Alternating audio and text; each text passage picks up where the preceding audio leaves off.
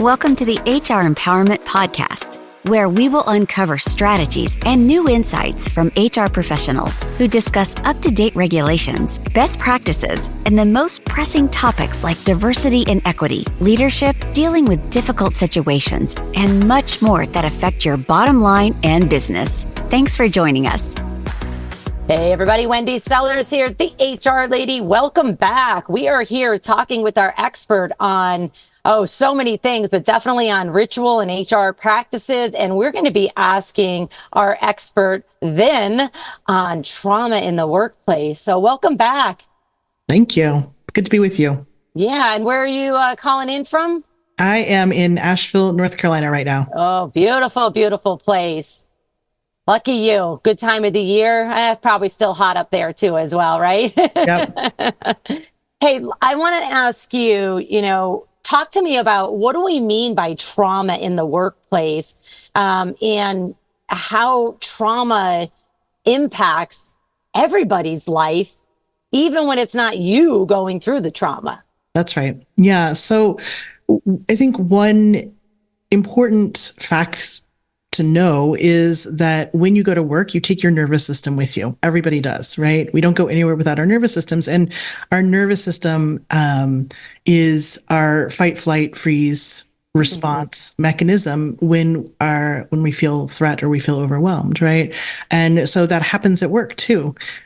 We don't just leave our bodies when we go into our workplace. And so that means that when something happens at work and you're feeling overwhelmed or you feel triggered, it's likely because trauma is up. Something that has happened in your past that felt overwhelming that you didn't have the resource and capacity to deal with is at play right now. And so it looks like feeling triggered, feeling flooded, feeling overwhelmed, something being outsized to the incident. So let's say you get an email from your boss.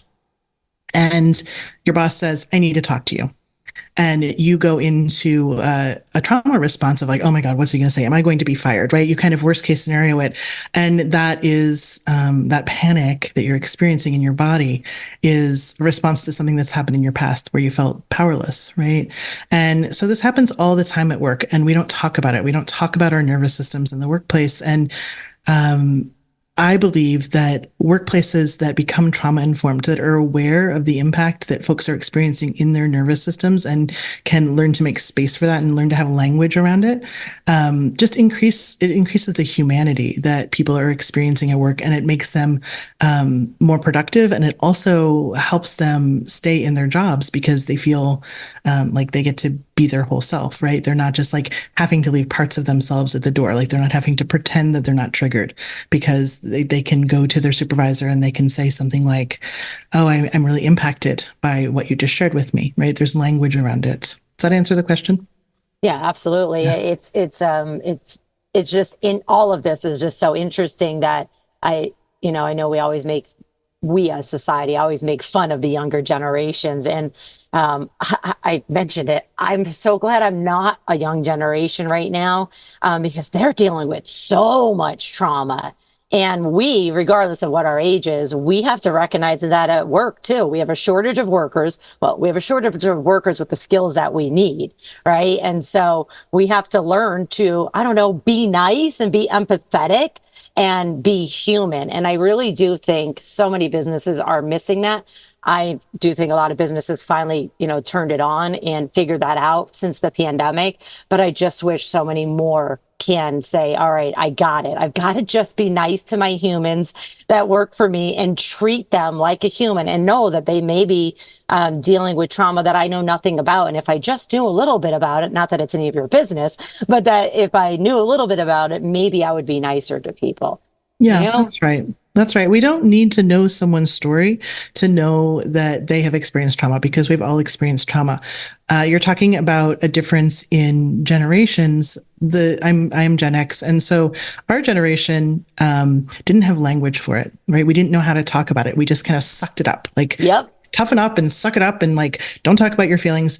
Whereas the younger generations, they are experiencing equally traumatic things and they have a lot more language, right? They have a lot more ways to talk about it and name it. And the thing that you're talking about is empathy, right? And, I'd be really interested to see what JC says about the statistics on empathy in the workplace, because it's a huge piece of how can we create cultures of empathy, and not where we're like namby-pamby, like everybody's just like, love and rainbows all the time, but actual empathy where we're holding each other's humanity. Yeah, it really is. And it's also interesting that you use the word suck it up, because my one book is Suck It Up, Buttercup. But it's to get people that say that, to read the book and go, oh, I'm the problem, and that was me. That's why I wrote the book. I was the problem at one point and probably still am occasionally, right? Who isn't? Yes, you are. Thanks, JC. Well, sometimes. Sorry. But it was one of those, it was a lack of empathy. I had to learn that, and it took a long time. And I'm at the point in my life that I can admit that. But I think JC might have something to share there. You're not a problem at all, Wendy Sellers, the HR lady. You are quite fine. Implementing strategies, though, for recognizing and addressing trauma in the workplace can lead to a 29% increase in employee engagement and a 23% improvement in overall workplace productivity. That was highlighted in a 2023 report by the American Psychological Association. Now, workplaces that prioritize empathy experience a 50% increase in employee retention and a 25% boost in productivity, according to a 2023 study by Business Solver. Back to you.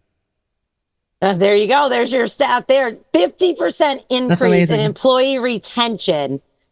That alone, you know how expensive that is?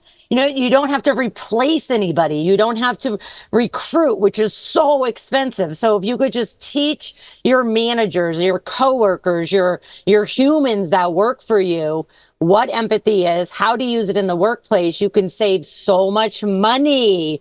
So that alone is what I really want our listeners to take away from today. With that said, thanks for listening to episode 2 of our 5-part series.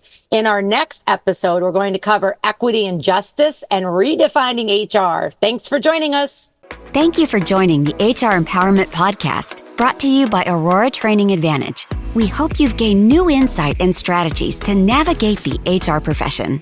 We look forward to you joining us again on the HR Empowerment Podcast.